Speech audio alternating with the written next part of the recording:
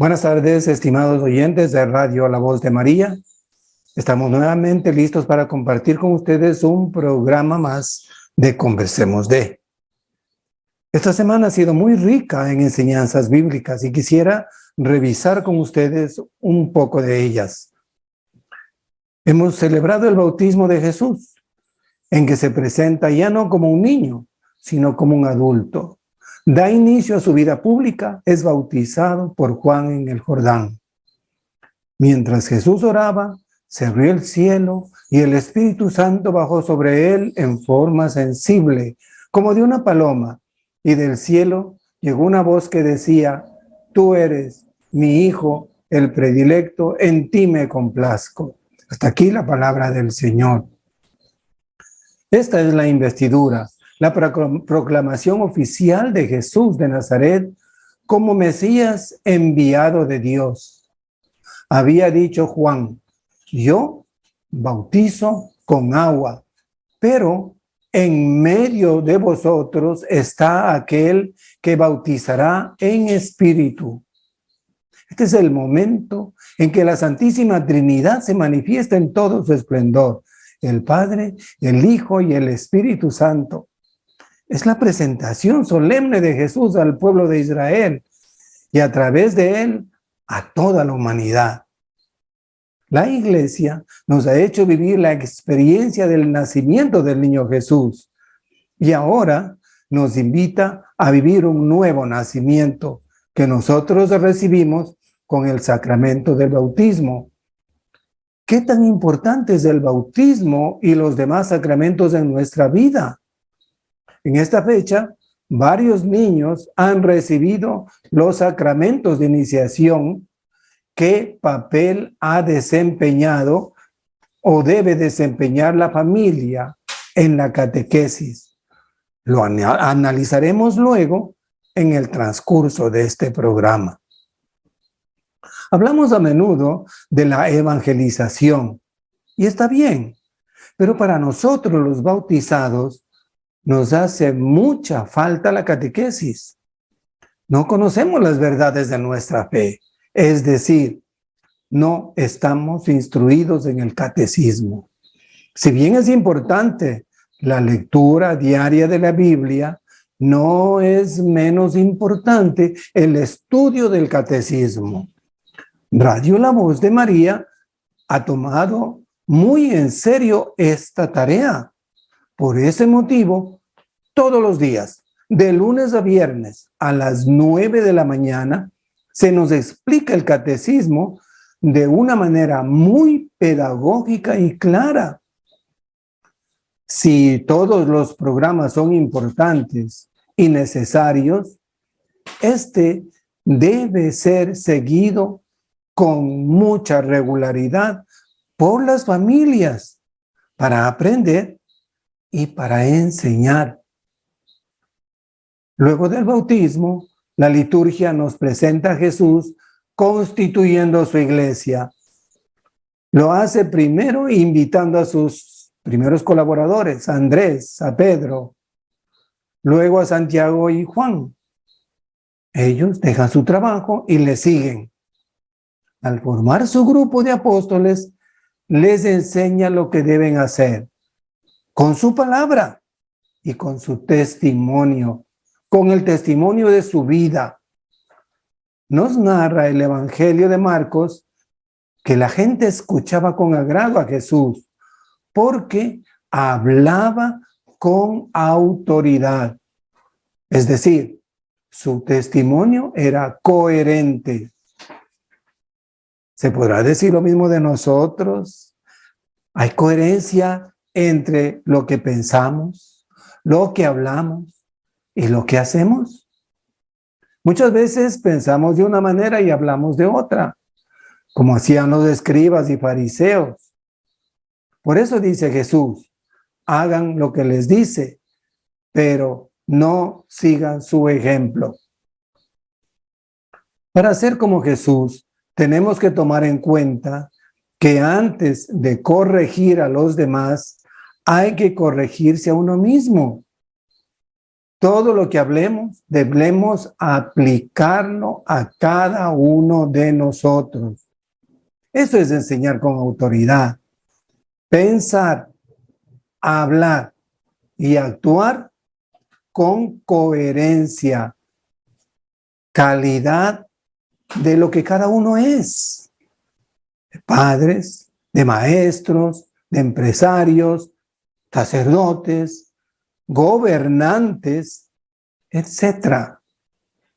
Claro, Jesús estaba lleno del Espíritu Santo, pero nosotros también, pues lo recibimos en el bautismo. Muchos de nosotros, luego de haberlo recibido, lo dejamos en el olvido. No aprovechamos de sus dones, de la sabiduría, la inteligencia, el consejo, la fortaleza, la ciencia, la piedad, el temor de Dios. Es preciso vivir nuestro bautismo en cada momento de nuestra vida. Imitar a Jesús, que alimentaba su vida con la oración, en la intimidad con su Padre, y hacía su voluntad. Las enseñanzas que impartían era parte de su propia vida diaria. Si hablaba de misericordia, él ya la practicaba. Si hablaba de perdón, él perdonaba. Si hablaba de cruz, él la había cargado desde su nacimiento. En la narración de Marcos, constatamos que los posesos lo reconocieron como hijo de Dios. En cambio, los fariseos ni los escribas no lo hacían. Los espíritus malos le preguntan, ¿qué quieres de nosotros, Jesús de Nazareno? Eso nunca lo decían los fariseos, que por las escrituras sabían que llegó el tiempo del cumplimiento de la promesa de la llegada del Mesías. Pero en cambio los posesos sí confesaban a Jesús, tú eres el Santo de Dios. Estas enseñanzas las hemos estado revisando, escuchando todos los días en la palabra de Dios en la Eucaristía. Hemos escuchado que los escribas y los fariseos no reconocían la santidad de Jesús, ni su mensaje de salvación. Eso nos pasa a nosotros. En nuestro medio hay muchas personas que se jactan de piadosas y no reconocen los méritos de quienes les rodean. No quieren aceptar que existen personas que sirven a Dios en silencio y humildad. Es común en nosotros juzgar a los demás, delatando sus defectos y gloriándonos de no ser como ellos. Los señalamos como corruptos. A ellos sí, menos nosotros. Siempre creemos que somos mejor que los demás, que somos los mejores. Nosotros somos los buenos, los otros son los malos. En otro momento de la semana en que escuchábamos la palabra de Dios, conocimos lo que era un día en la vida de Jesús, en su vida pastoral. Primero, se levantaba muy temprano para orar, dice Marcos, de madrugada, cuando todavía estaba muy oscuro. Jesús se levantó, salió y fue a un lugar solitario donde se puso a orar. Más adelante en el día recorrió la Galilea, predicando en las sinagogas y expulsando a los demonios. Entonces, sus actividades consistían en orar, sanar, curar enfermos, exorcizar, librar del mal y caminar anunciando el reino de Dios. con su mensaje de amor y misericordia, de perdón y servicio. La pregunta: ¿cómo es un día en nuestra vida? ¿Se parece siquiera un poquito a la de Jesús? ¿Rezamos? ¿Curamos a los enfermos que encontramos en nuestro camino? ¿Aquellas personas con la enfermedad de la tristeza, les curamos con una sonrisa? A los enfermos de la culpa por habernos ofendido, ¿les curamos perdonándoles? Otros nos llegan con la enfermedad del dolor por el mal que les hicimos. ¿Les curamos pidiéndoles perdón? A alguien con la enfermedad de la indigencia, ¿le ayudamos con lo poco que tenemos? A alguien con la enfermedad de la soledad, ¿le acompañamos? Otro hermano, otra persona con la enfermedad de estar en el error, ¿le hablamos sobre la verdad, corrigiéndole con caridad? Estas son las enseñanzas de Jesús. Y luego, más adelante en la semana, la lectura de la palabra nos hace meditar sobre la llamada a Samuel. Así como a él, también Dios nos llama a nosotros. Pero claro, como Samuel tenemos dificultades para entender lo que nos quiere decir. ¿Cómo interpretar su voz y obedecerle? Dios habla en cada acontecimiento de nuestra vida, a través de las personas, de los padres, de los amigos, del esposo, de la esposa, de sacerdotes, o a través de mensajes en las redes. Cabe preguntarnos, ¿qué quiere Dios que haga yo en este momento, en este día, con las cualidades que me ha dado, con mis talentos? A mí me toca escuchar, discernir, interpretar y sobre todo obedecer a Dios a través de esos mensajes sencillos, a veces callados. Él nos pide cosas que algunas veces nos cuesta emprender, nos cuesta realizar, pues tal vez van en contra de nuestra voluntad personal. Se torna más difícil cuando no concuerda con nuestros gustos. ¿Quién sabe cuándo recibimos una humillación, un malentendido, una ofensa? Hay un contagio de enfermedad. Jesús ya vivió todo este dolor en el Calvario. Dijo: Padre, aparta de mí este cáliz, pero no se haga mi voluntad. Recibimos nosotros también cosas que no nos gustan, difíciles, pero ¿lo imitamos? Finalmente, esta pandemia nos ha hablado por medio del Santo Padre, que invita a hacer parte de la vida con las palabras que el Señor llama a Abraham. Le pide salir de su tierra hacia una tierra desconocida. Y dice que con la pandemia nosotros también hemos vivido más que nunca la incertidumbre, la soledad, la pérdida de seres queridos.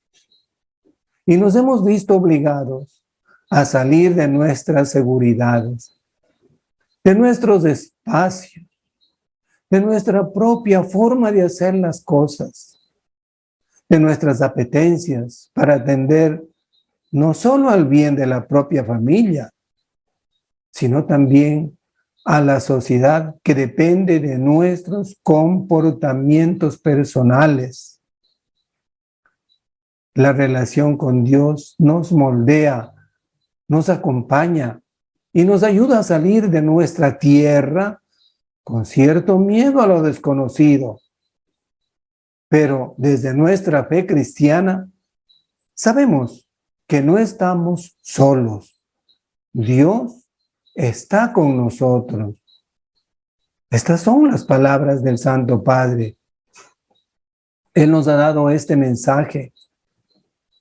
Y estos mensajes hemos recibido de Dios. Nos ha dado el Señor en cada Eucaristía de la semana que termina. Ustedes, estimados hermanos, estimados oyentes, han escuchado toda la semana, espero yo que así haya sido, la palabra de Dios, que la hemos venido resumiendo en este tiempo del programa. ¿Cuántas enseñanzas hemos recibido del Señor? ¿Cuántos mensajes Él nos ha dado? Nos toca poner en práctica, nos toca revisarlos, o a veces vamos a la Eucaristía y se acabó el mensaje. No, miren cuánta riqueza hay en lo que nos dice el Señor en cada día, en cada semana.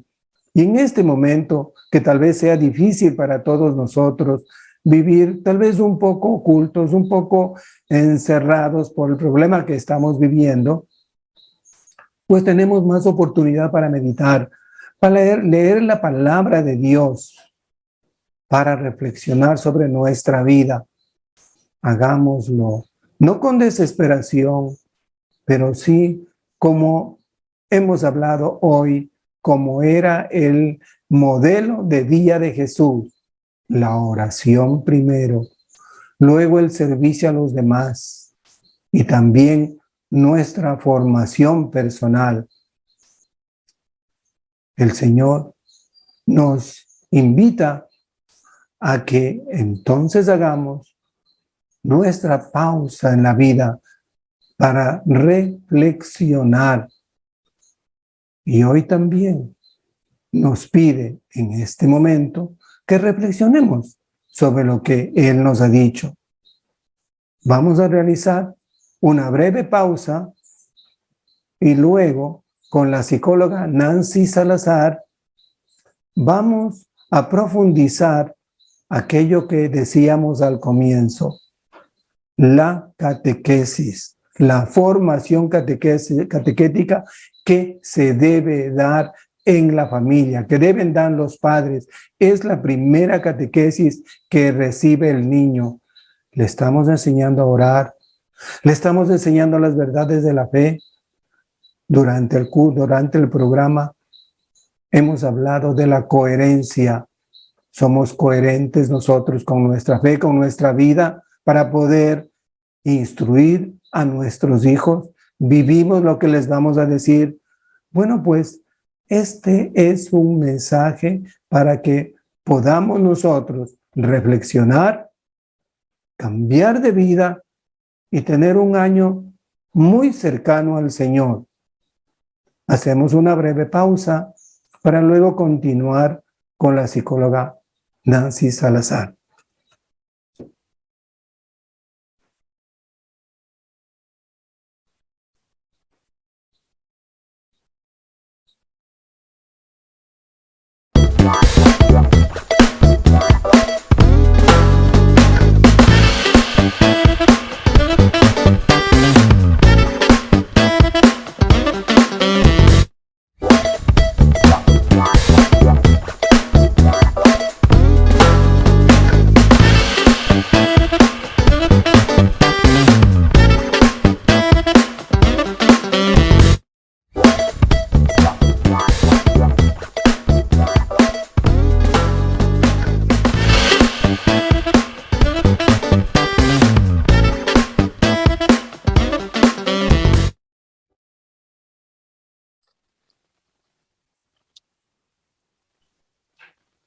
Estimados oyentes, habíamos mencionado que queremos reflexionar sobre la importancia de la catequesis en la familia. Para esto me acompaña la psicóloga Nancy Salazar. Con ella hemos de tratar este tema tan necesario y tan importante, sobre todo en este tiempo. Bienvenida, Nancy. Bienvenida, psicóloga. Buenas tardes, Fausto, y buenas tardes, radio oyentes. Psicóloga Salazar, mire, ¿qué tan importante es la participación de la familia en la catequesis y en la formación catequética de los niños, por favor? Fausto, yo quisiera iniciar con una frase, con una idea, con un pensamiento que está en CatholicNet. La educación de la fe no es mera enseñanza, sino transmisión de un mensaje de vida. Para nuestros queridos radioyentes, en este momento vamos a hacer un parón, ¿no? La educación en la fe no es mera enseñanza, sino transmisión de un mensaje de vida, ¿no?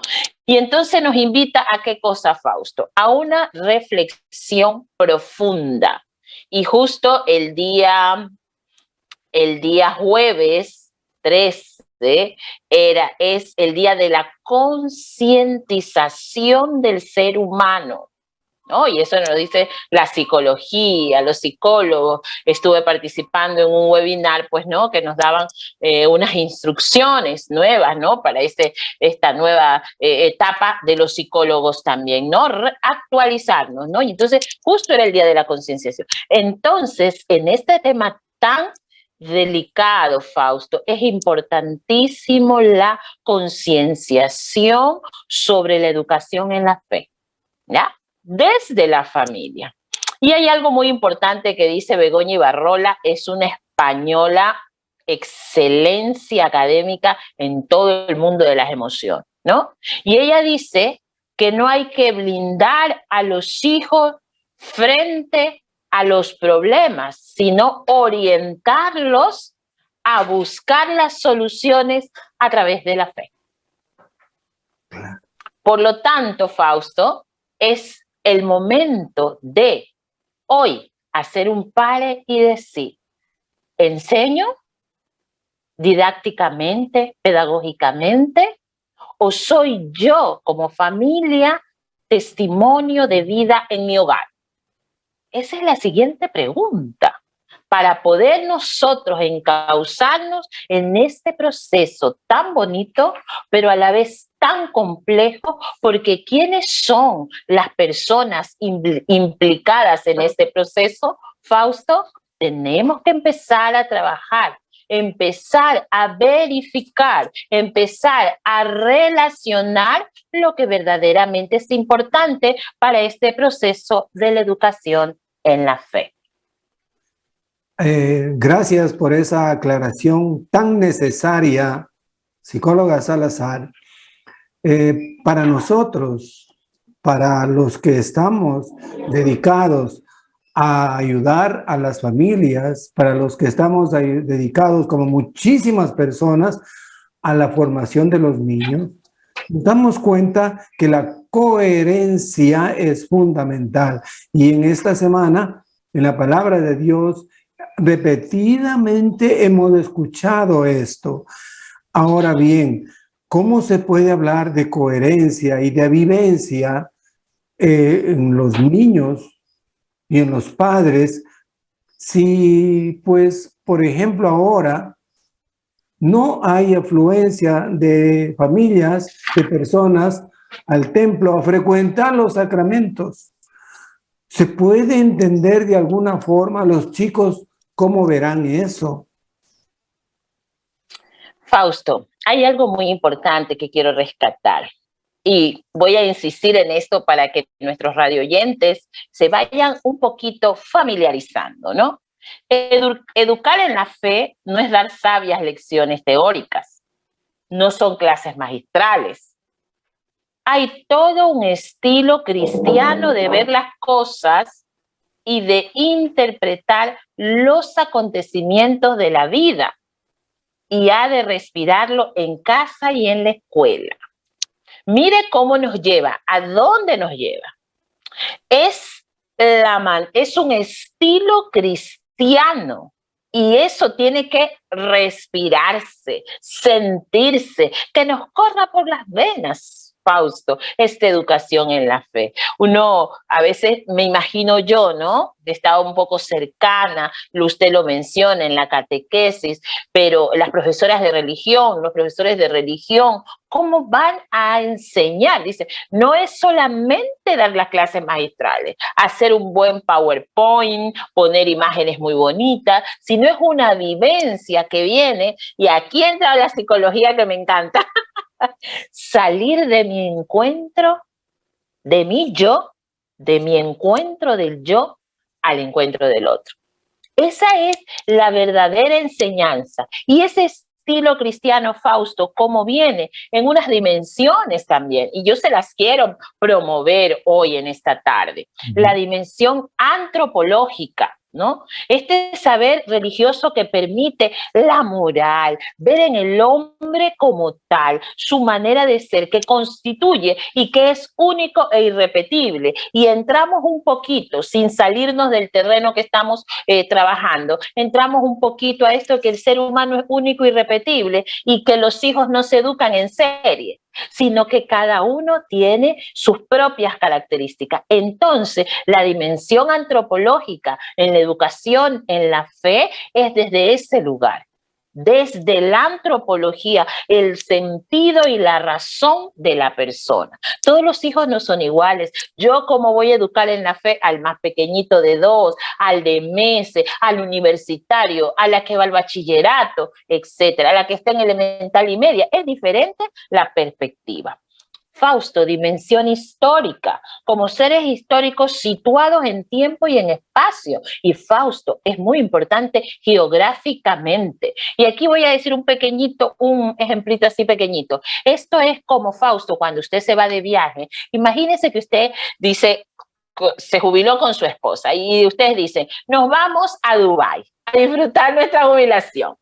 Pero ustedes, como buenos cristianos y el estilo que les caracteriza, ustedes van a Dubái, pero ustedes van a buscar el espacio donde van a ir, un lugar donde hay una iglesia para poder asistir, para poder compartir con Cristo y esa oportunidad que Dios les ha permitido, una vez que ya están jubilados, poder disfrutar. Es que la enseñanza o la educación, como lo mencionábamos, es vida. Entonces no es como que yo ponga 2 más 2 son 4, como que yo ponga un papelógrafo, como que yo abra una plataforma, un link y entre usted allí y vea que sí es bonito. Sí, hay muchas, obviamente que uno tiene que empaparse a nivel religioso de muchas cosas importantes, pero la doctrina magistral de la Iglesia, Fausto, es muy importante. Entonces, en esta dimensión histórica también permite ahondar el sentido de tradición, Fausto. Miren, en la época, años atrás, una familiar de mi mami, de la época que viven, pues no, en las afueras de la ciudad, Fausto, ellas se saben las letanías sin mirar el libro, y uno busca el libro, si te tocan las letanías, corre para que ibas diciendo las letanías. Ellos es como las letanías, es como tomarse un vasito de agua, un juguito de naranja para vitamina C. Entonces, mire usted, la tradición, cómo es tan valiosa e importante. Y Fausto, esta persona que le digo que se sabía todita las oraciones, no sabía ni leer ni escribir. Simplemente era una mujer tan sencilla como educar en la fe a sus hijos, a sus nietos, a sus bisnietos a través de su vida, a través de esa forma de vivir. Y la otra, Fausto, la otra dimensión es la cultural, ese elemento constitutivo del ser humano que se ha nutrido tradicionalmente a través del magisterio de la Iglesia Católica. Entonces, en estas 3 dimensiones vamos trabajando en el ser humano, vamos trabajando en las familias, nos vamos implicando todos. En ese webinar que nos mencionaban, dice, hasta la manera, mire cómo ha cambiado todo, hasta la manera, decía esta psicóloga Mariana Bermúdez, hasta la manera de realizar, de plantear la pregunta a tu paciente, ya cambió.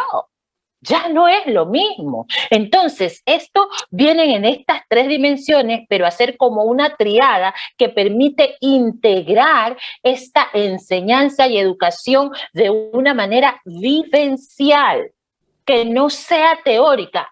El magisterio en el capítulo 4, el credo nos dice, sí, eso es lo que nosotros tenemos que aprender y lo leemos, pero ¿cómo lo vamos a vivir? ¿Cómo le enseñamos al niño, al adolescente? ¿Cómo comparto esto con mi esposo? ¿Cómo comparto con mi esposa para que juntos podamos hacer un hogar diferente y un hogar bien visto a la sociedad también, porque es parte de, yo siempre le digo a mis estudiantes, ustedes tienen un prestigio ante sus maestras y uno se gana ese prestigio. ¿Cómo se lo va a ganar? Sin el plagio, sin hacer cosas que no corresponden, siendo responsables en sus tareas, respetuosas al solicitar algo a la maestra. Ese es un prestigio que se gana. Entonces los padres se ganan un prestigio a través de la vivencia de la fe. Usted como psicóloga y como educadora, muchas veces se habrá topado con la frase de que la mejor forma de aprender es enseñar.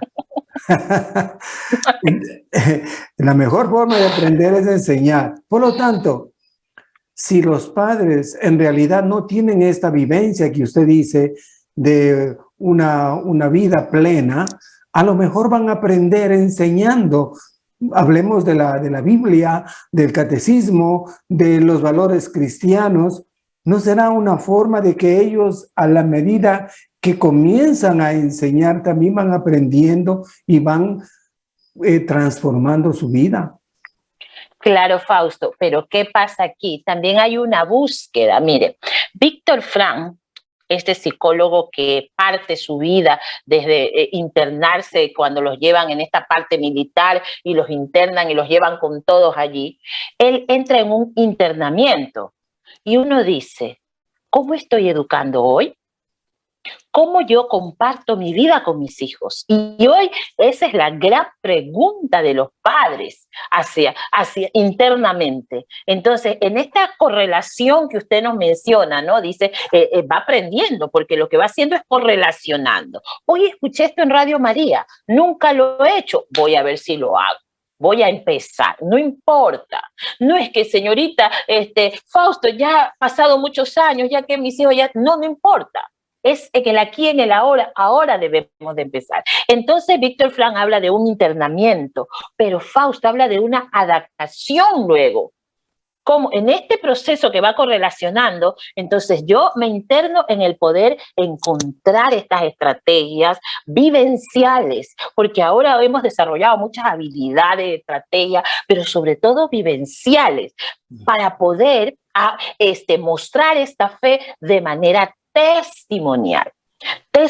Y una cosa importante que también sale aquí en revistas de fe, que lo investigué, habla sobre la misericordia, Fausto, y el diálogo, que correlaciona con lo que estamos mencionando, ¿no? Entonces, a medida que yo voy empezando este viaje, alguien me decía, quiero subirme rápido en ese tren con usted para emprender este nuevo viaje. Entonces, este nuevo viaje que empiezan los padres, los va a ayudar a ¿qué cosa? A tener ese testimonio y misericordia, Fausto. ¿Por qué? Porque los padres se culpabilizan mucho. Y aquí yo quiero hacer un paréntesis, Fausto. No hay que culpabilizarse, sino empezar con amor, con cariño, con respeto. Los hijos nos admiran. Nosotros admiramos a nuestros padres cuando dicen, bueno, me equivoqué. Es que yo no quería que ese chico sea para ti. Y resulta que el chico luego fue tan exitoso y se casó con otra chica y la hija ve pasar por la vereda y le dice, oye, si ves, se casó, se fue el chico guapo. Y claro, entonces la mamá le dice, bueno, hija, es que yo... Todas esas cosas pasan, pero cuando los padres se acercan con ese testimonio y con esa misericordia, Fausto, y un diálogo, pero sumamente efectivo, un diálogo activo, un diálogo amoroso, y esto nos habla esta catalana sobre la gestualidad. Desde allí también educo en la fe. porque la educación es el accionar que yo realizo con todas las actividades que van pasando en el día a día, en la hora a hora, en el minuto a minuto, segundo a segundo. Ahí yo voy educando en la fe. Hay un programa mexicano que se llama El Minuto que Cambió Mi Destino. ¿Cuál es el minuto, queridos padres, que cambia el destino de la ruta de la educación en la fe? Ahí les dejo la interrogante. Bien, esto que usted dice hace reflexionar. Y yo también quisiera ir un poquito más allá. ¿Qué tal la coordinación? ¿Quién coordina todo esto? ¿Qué vínculo existe entre la parroquia y la familia? Porque la familia sola no puede, la parroquia sola tampoco. ¿Qué vínculo, qué coordinación tiene que haber? Fausto, cuando aquí también que nos habla esto de la revista de fe, la educación en la fe es jerarquizar los valores. Y cuando yo tengo súper claro que yo soy pilar fundamental, la familia es un pilar fundamental en la sociedad, siempre yo voy en búsqueda de jerarquizar, de vivir una ecuanimidad en mi familia. Por lo tanto, los sacerdotes están abiertos a generar, a proyectar esos vínculos. Y como dice Bauman, que a mí me encanta, ese amor sólido, Fausto, y no el amor líquido, sino un amor de solidez. ¿Y cómo es ese amor de solidez? Cuando yo busco, cuando yo pregunto. Y hoy en día, Ursula Strein nos decía, el término más bien, ay, yo estoy aquí, es acompañar. Los sacerdotes están acompañando mucho a las familias. Los psicólogos están ayudando mucho a las familias. Entonces, en este acompañamiento de la Iglesia Católica a la sociedad, ayuda a una educación de jerarquización de valores, pero sobre todo de amor, Fausto. Entonces, siempre tiene que haber una coordinación. Pero Fausto me puede decir, Nancy, ¿y si hay gente que nunca vive en las afueras de la ciudad? No llega un sacerdote, no llega nadie para allá, no tienen ni idea. Puede alguien de pronto por ahí va en una carretera ahorita y nos está escuchando y no tienen ni idea de cómo educar en la fe, educar en los valores, porque la fe es educar en los valores, ¿no? Entonces, Fausto, siempre hay que buscar la ayuda. Siempre hay que buscar la orientación. No tengo a mi mano, no tengo una iglesia que se abre todos los domingos, pues habrá una iglesia a kilómetros. Voy a buscar, porque yo necesito hablar con alguien para que me oriente, para que me ayude, pero no podemos estar, Fausto, hoy en este 2022, como fue, a mí me gusta mucho esa canción de los Pimpinela, el año que se detuvo el tiempo, que fue el 2020. Pero este año no puede detenerse el tiempo, Fausto. Venimos de una pandemia, pospandemia, y ahora es estrés pospandemia, depresión pospandemia, todo eso todo eso a nivel psicológico y la terminología también ha cambiado. Entonces hoy invitamos a los padres de familia a no detenerse, a no bajar las manos. Señorita, es que yo no sé leer y entonces yo no puedo entender si me brindan un artículo o si hay algo para poder yo hacer, ayudar a mí. Señorita, es que yo no tengo radio y no puedo escuchar radio La Voz de María o otra radio. No puedo quedarme allí. Tengo que buscar la ayuda, tengo que caminar en movimiento, Fausto. Las familias tienen que moverse, movimiento, indagar, estar presto. Las suegras, estar prestas a ayudar a las nueras. Hay que ayudarlas.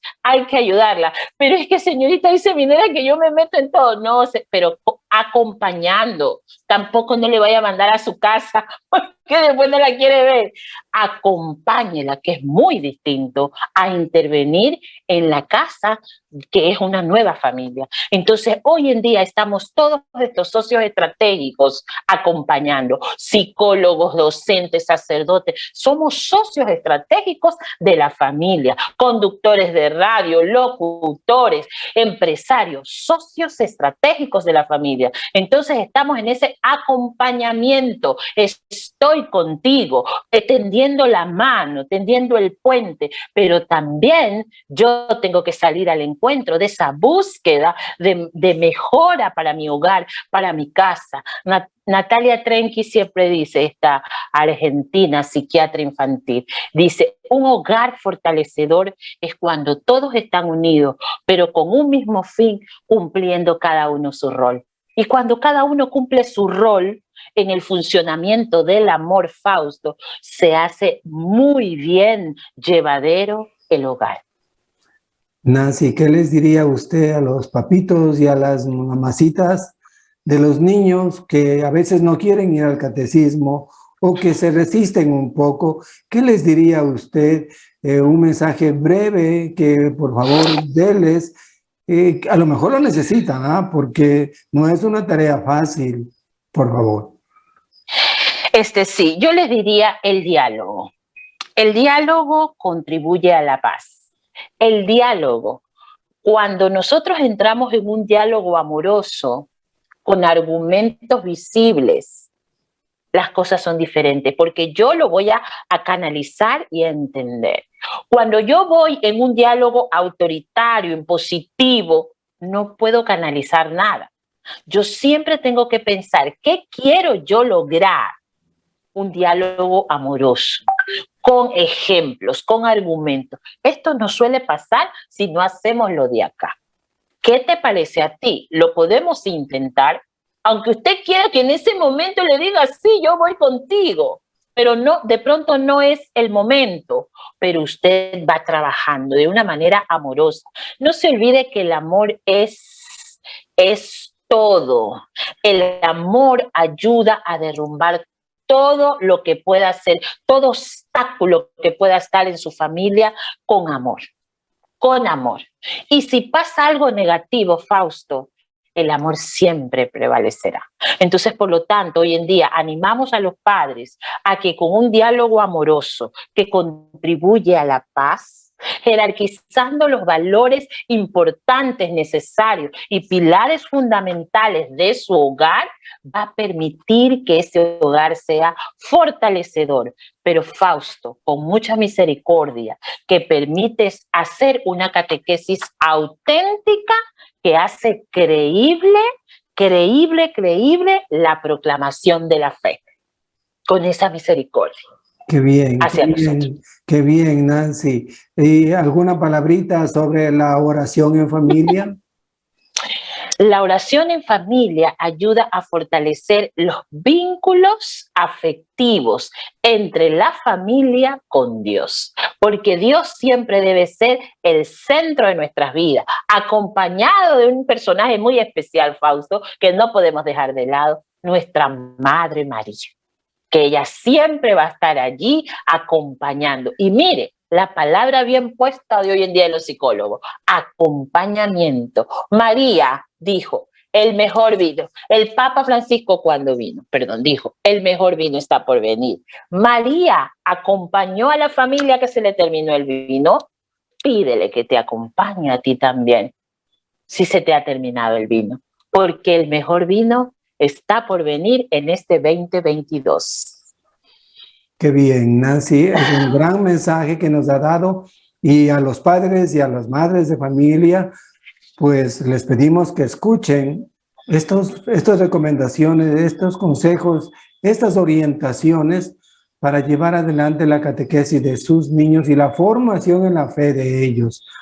Bueno, pues estimados oyentes, nos estaremos escuchando el próximo sábado. Gracias, Nancy. Gracias, psicóloga.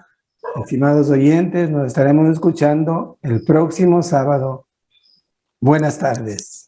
Buenas tardes y muchas gracias por la invitación.